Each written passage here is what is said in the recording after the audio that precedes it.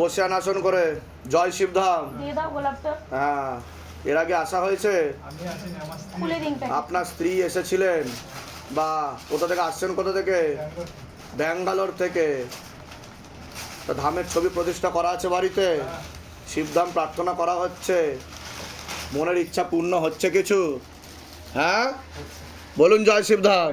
জয় শিবধাম গ্রহণ করলাম। জয় শিবধাম, জয় শিবধাম, জয় শিবধাম গ্রহণ করলাম। জয় শিবধাম। বসে যান, আসন করে বসে যান।